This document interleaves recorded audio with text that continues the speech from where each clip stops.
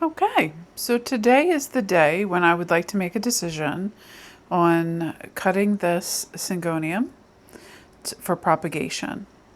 I have moved out all of the peperomia. Ultimately, I had one more rot, and so I've got 3 total cuttings of the peperomia, and now these test tubes are empty, and I want to propagate my Syngonium. This will be the first time I've ever propagated the Syngonium. I do have an idea of what I'm supposed to do, which is that any place that you have a node, you can cut it, and this is where the new roots will grow. I did say that I was going to get a stake, and I did that, but after repotting, this plant just really took off. So this would have been enough at one point to support this whole vine, but it's really not anymore. And what it's doing is it's growing down this length. And what you'll see is how tiny some of these leaves are.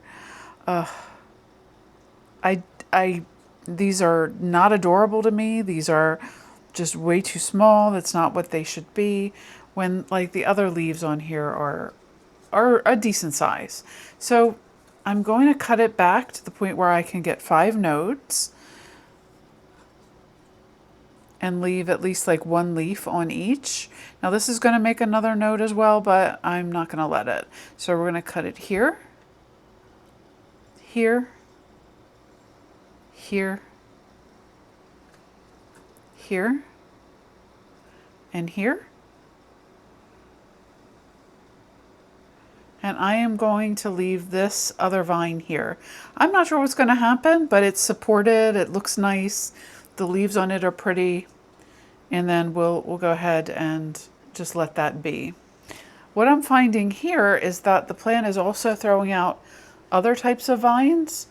And this amazing leaf that I posted on Reddit, I cannot even believe how gorgeous this is. With splashes of pink, and different kinds of green. It almost doesn't look like this breed of Syngonium. It looks like another one entirely. It's just a really pretty plant. This is a newer leaf. And it gives you an idea of just the utter variety that you can get in this particular plant. So what I'm seeing here is another vine that's starting to form. This is a vining plant. It would prefer to grow upwards. Anytime it starts shooting out vines like this, it's a very happy plant, and it wants to do its natural thing, which is grow up a tree, which I don't have. And unfortunately, I'm not prepared to do with this plant what I did with the Hoya. My Hoya is a total experiment, and I really just don't want to do that with this. And I want to see what it's going to do. This next vine, I might let this grow into a vine and drape it. I don't necessarily need to make a cutting for it, but we'll give you an idea of what some of these other leaves look like. They're just so amazing. And I will say this plant, after I repotted it, I had a feeling it was happy. No, I'm pretty sure this is happy. And it's gorgeous. It just makes me very happy every day to see how well it's doing. Fingers crossed that it stays that way. Plants are living creatures. They will surprise you. It may do better and continue to develop, or I may eventually have a tragedy. But I'm going to enjoy the journey. And my next step is to propagate this. And maybe I will create another pot for myself. Maybe I will give this away to friends and see if they would like some little baby Syngoniums, and see if they can have as good of a, or maybe better, luck with this than I've had. So I'm going to cut these and set them up, and then I'll take a short video of what they look like. You know, what I'm going to have a tendency to do is look at these every day and wait for these roots to pop out, which is just so fun. Okay, so now I've cut the vine and I've placed the 5 nodes each in water. One of the things I like about this particular propagation station is that it has a smaller footprint. I didn't feel like I needed a whole big jar to put each individual cutting in of most of the plants that I'm ever going to have. The other part of it is that it's got a lot more water in there than I'm ever going to use. So I like the footprint. I really do think it could be a little bit shorter. They're not going to live in here forever. When the roots start forming, when they reach a certain size, I'm going to go ahead and take them out and put them in substrate. So I don't really feel like I need that much water in here. So and where the nodes are is way towards the top. I'm going to have to just make sure they stay submerged at all times. That's not going to be hard for me. I am very attentive to these.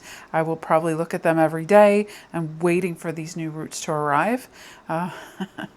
That's what I did with my other propagations.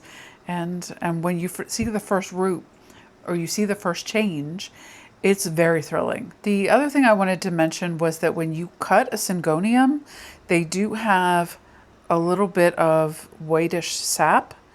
And a lot of people have said that that sap is caustic or irritating to skin. I was very careful not to get that on my skin, just because I feel like I'm pretty much allergic to everything.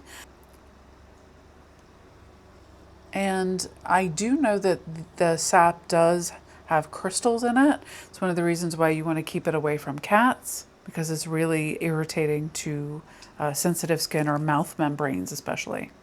I am very lucky that these older cats don't really care about these plants, so no problem there. So this is where we are.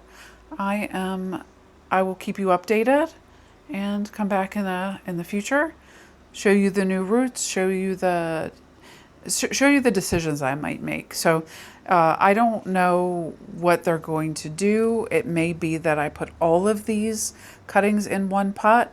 Maybe I put them all in small separate pots. I don't know yet. We'll see. It's because it's going to be a little bit of time before they sprout any roots, and I'll have time to think about how I want to handle that. I know that a lot of plants that are started from cuttings have multiple cuttings in a pot. This original plant may have been like that, I don't know.